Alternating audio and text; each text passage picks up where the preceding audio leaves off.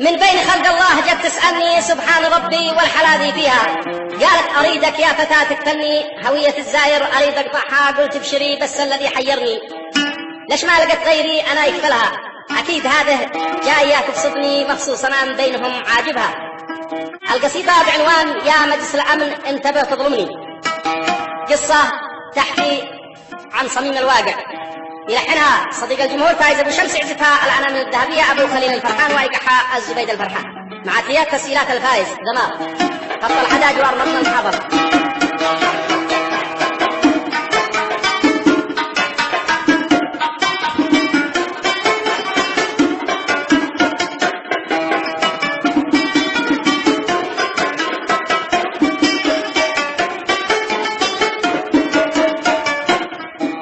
من بين خلق الله جت تسألني سبحان ربي والحلاذي فيها.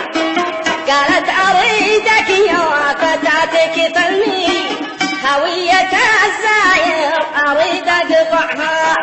قلت ابشري بس الذي حيرني ليش ما لقيت غيري أنا يكفلها.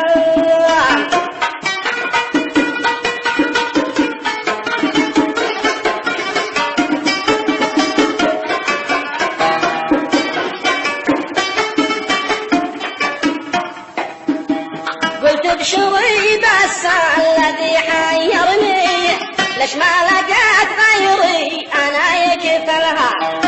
أكيد هذه جاية تقصدني مخصوصا من بينهم عاجبها.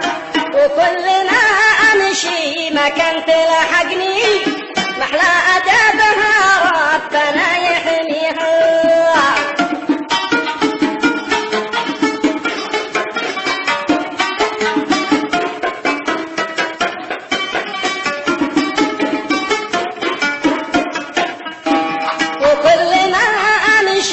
مكان تلحقني محلى أدبها ربنا يحميها. أعطيتها رقمي وأنا مستني متى تكلمني وأنا حاكيها.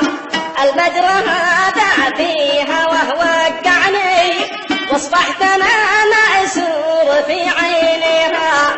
يالله سالك في هواها عني واسلم أنا من كيدها ودها.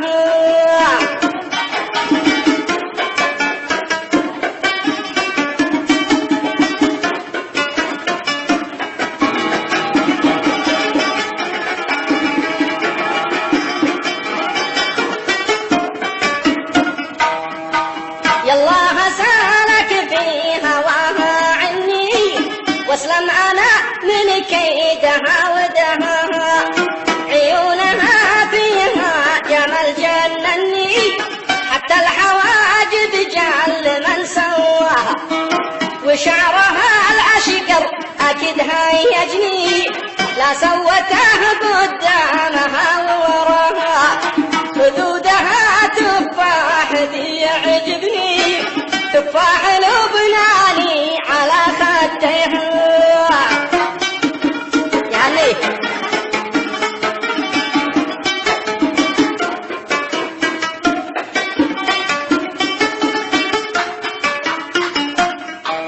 خدودها تفاح ذي يعجبني تفاح لبناني على خدها. وأنفها كالسيف أكيد يذبحني مكتوب عليه ممنوع أحد يلمسها. والفم حالي يا عرب ذوبني يا ليت ماني طعم عسل مبسمها. والصدر فوقه برتقال شوقني المس بيدي بس وقت جراها. والبطن قطعه من حرير تسلبني نعومة المساح على يمنها.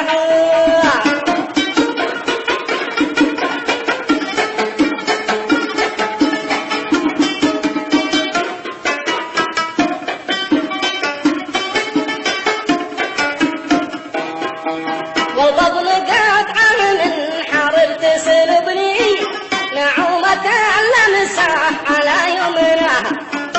أما البقية يا حسين عذرني، شاهدت أشياء ما أستطيع أوصفها، لكنها للآن غابت عني، يا ليت والله عاد أنا ألقاها.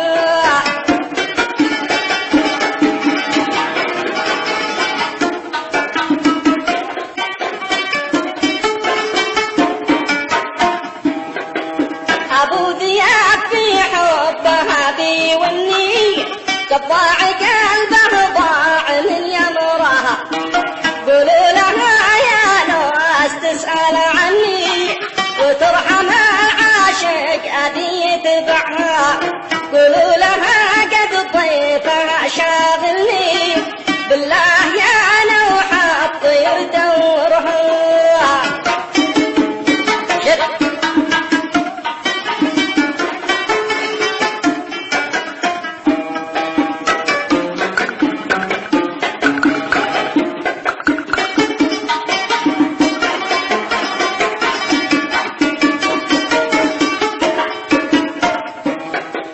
قولوا لها قد ضيفها شاغلني، بالله يا نوح الطير دورها، لأنها الجاني وانا المجني، يا من لقاها منكم حاكاها، يا مجلس الأمن انتبه تظلمني، برفع قضية ضدها حضرها، كتبت في هذا القصيدة مني، وأنت يا فايز عليك لحنها، وأنت يا فايز عليك لحنها.